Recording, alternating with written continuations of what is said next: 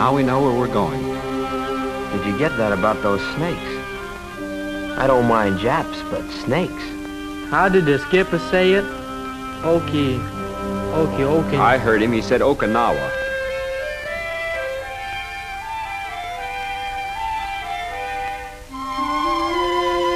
You know, they say this place looks like the country around Frisco.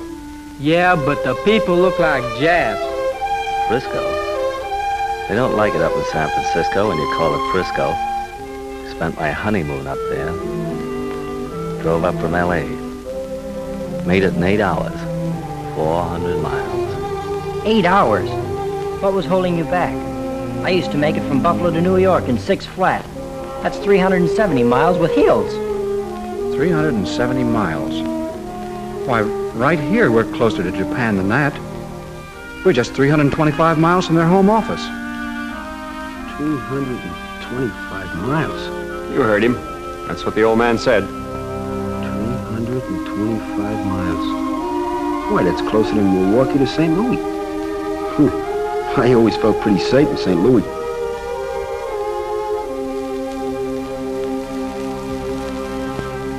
It's awfully close. Mighty close. Yes, mighty close. Especially for a modern bomber with a job to do. About an hour's run from any number of Jap airfields. But here we were, closer than any fleet in history to a major land-based air power. At Midway, in the Coral Sea, even in the Marianas, distance had been against the Japanese Air Force. But now, as our fleet sailed against the enemy inner islands, the range was easy for any Jap plane that could fly. There were those who said no fleet could risk it, but the stakes were high. With Okinawa in our hands, we could control the China coast, send swarms of planes to smother Japan.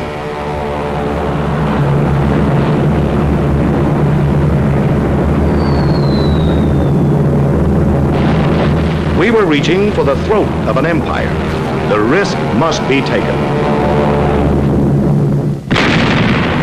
On the island of Okinawa, 5,000 miles from San Francisco, the earth shook from a fearful pounding by our ships and planes.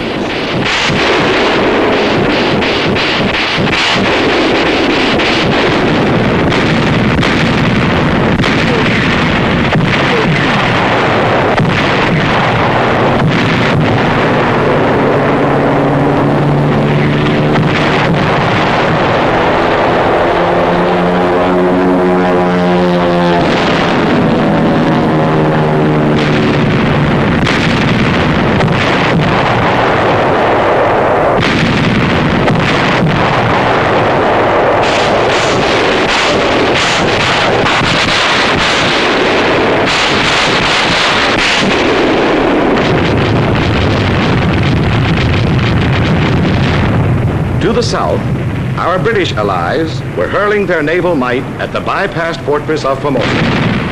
They were raking Sakashima with shell and bomb. England's greatest battleships and newest carriers were there, screening us on the south, paying off with pleasure an old debt to Nippon.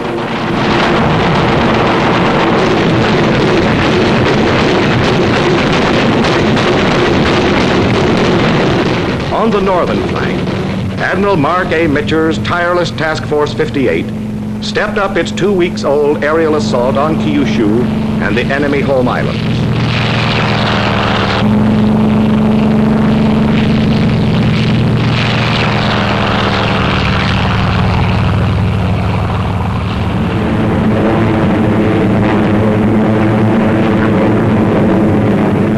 It was the 4th of July in reverse, on Japanese shipping, harbors, airfields, factories.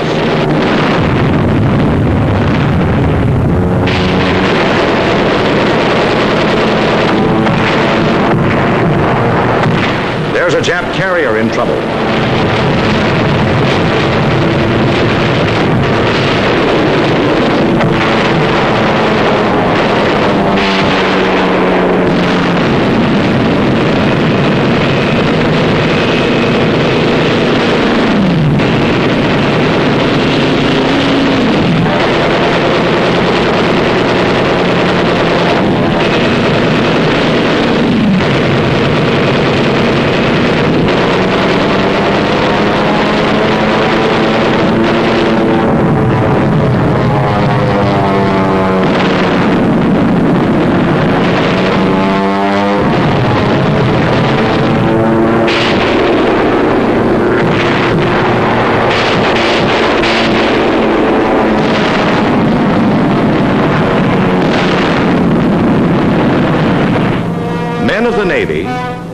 100,000 men called it Love Day.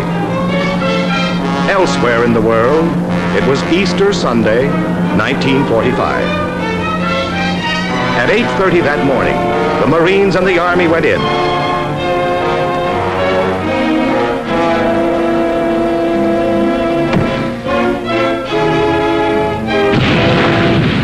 "100,000 Yanks were rattling the lock on Japan's front door. They were plowing sacred soil with American boots, tractors, tanks.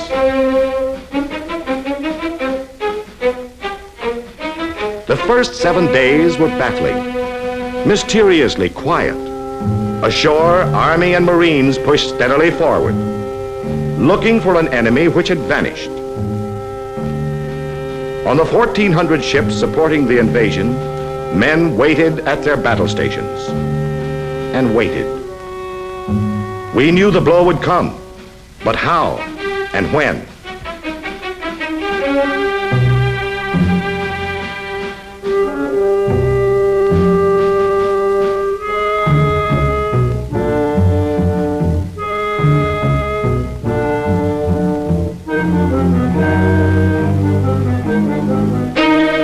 Then it struck.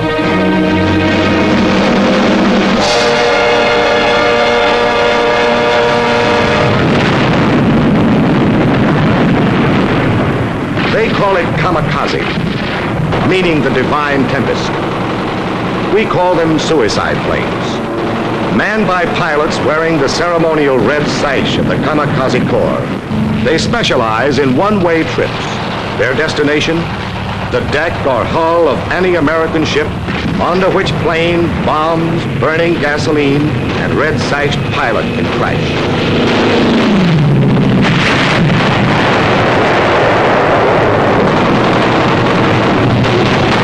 Japan's secret weapon was no secret to our gunners or our flyers, who for months had been tinting the far Pacific with those same red sashes. But now, to meet our latest challenge, our deepest thrust, there rose every plane that could fly, new or old, from the very heart of Japan itself.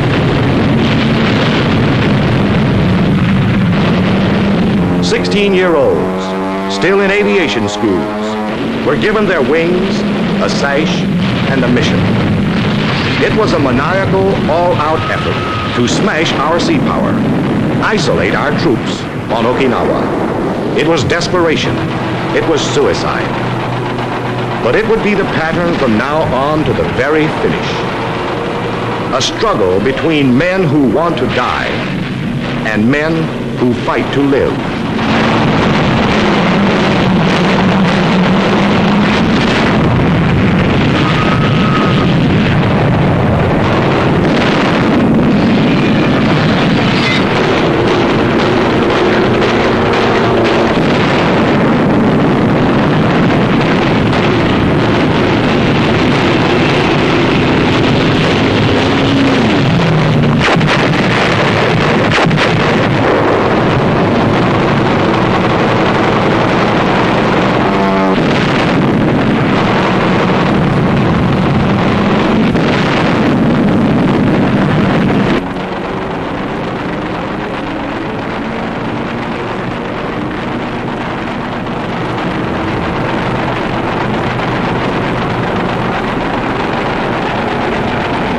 He's hit, but he's still heading for the target.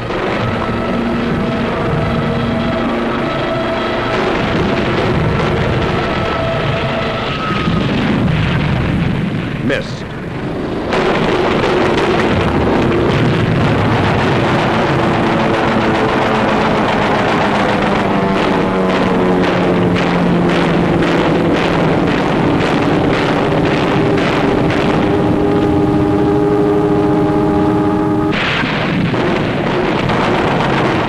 Night it went on.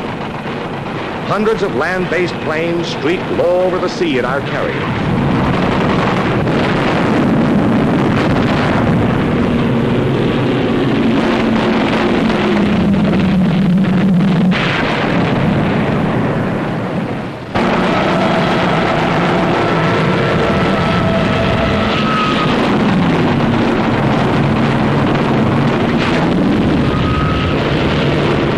drove out of the dawn, raced through dull overcast to throw themselves in screaming, smoking fury at Admiral Richmond Kelly Turner's ships off Okinawa.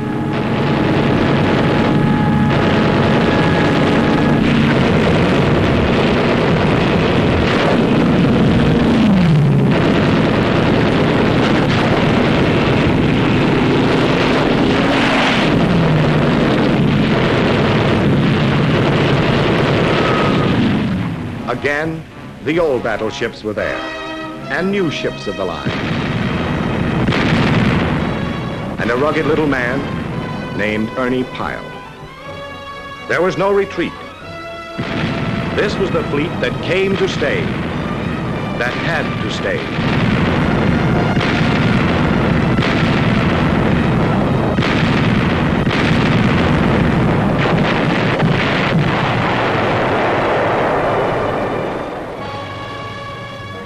Had to stay because the men that the Navy landed needed tons of steel from Navy guns. Even as we beat off fresh waves of Jap planes overhead, the big guns of the fleet smashed enemy strongholds miles away.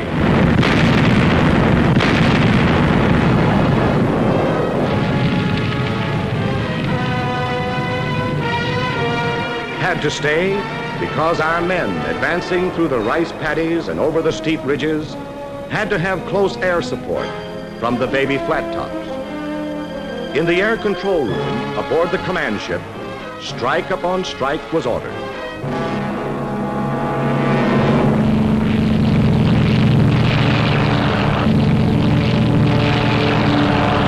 Then the Navy and Marine flyers laid down precise, deadly rocket fire to help make the next 50 yards of advance less costly.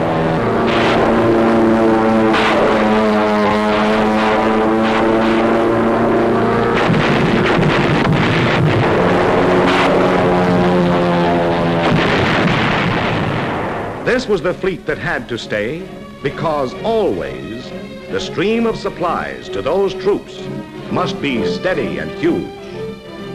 A bridge of ships was thrown across the Pacific to bring our men more food, more medicine, more ammunition. And waiting at the end of the longest supply route in any war were the kamikazes. It was weird. It was savage. This was a fleet fighting like infantry, punching away at the enemy. Only there are no foxholes in the ocean.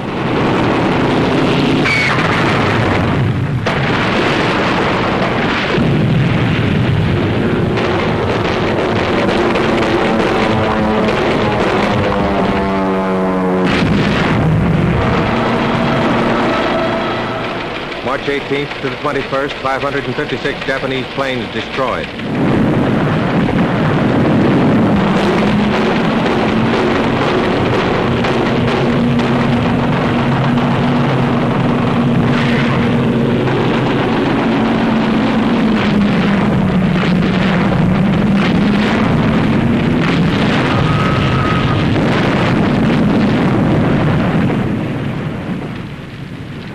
Men fought without sleep.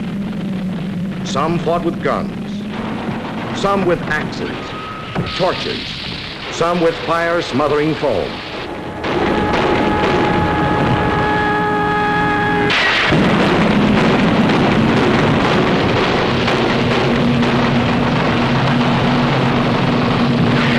It was fix and fight at the same time.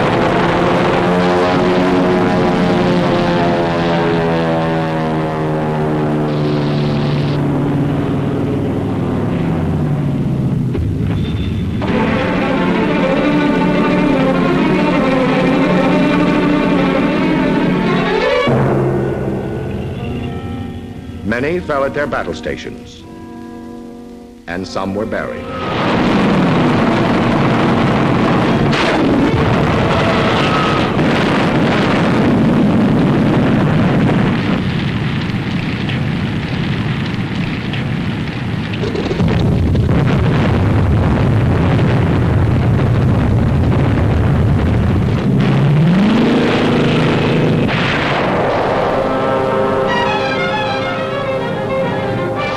give up the ship became more than a schoolbook legend. It became a fact of life.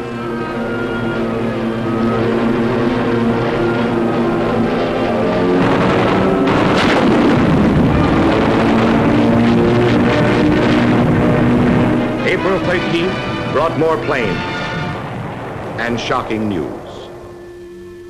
Between attacks, weary men, afloat and ashore, paid honor to the beloved figure in the blue navy cloak, said farewell to the father of the modern American Navy.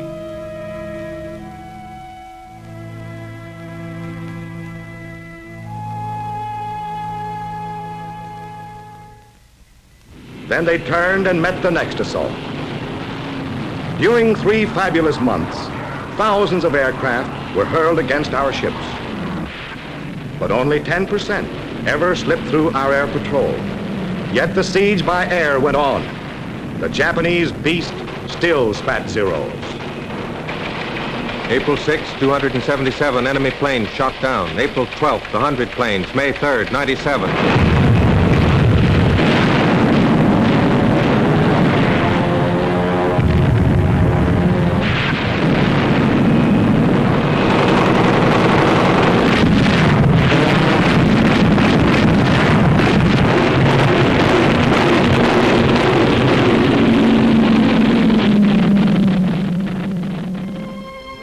In the early gray hours of the morning watch on May 9th, the great news came. VE Day in Europe. It came first to the lookouts, to the men who stand guard while the others sleep. Men were glad and grateful. Home seemed a little nearer. But for now, VE Day was simply the 1,247th day of our Pacific War. From the rolling decks of our carriers, the fighters rose once again to intercept the enemy.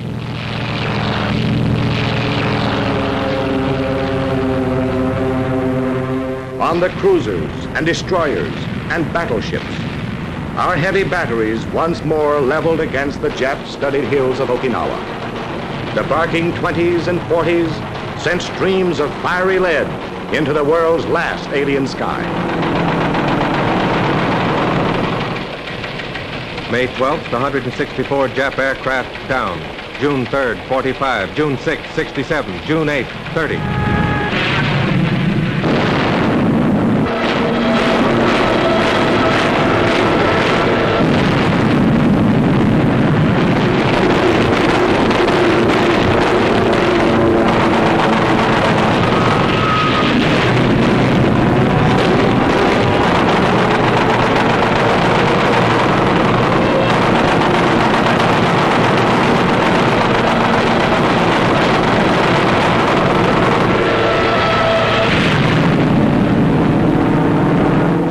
Week after vicious week, the most devastating air-sea battle of all time wore on. The Japanese paid with their Air Force, with their newest ships, 4,232 planes.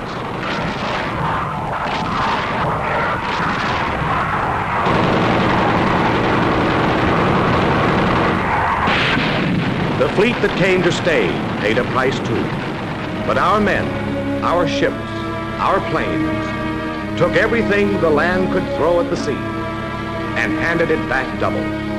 The question, could a fleet stand up against the massed fury of land-based planes, got an emphatic answer from the men who fight to live, from the fleet that came to stay.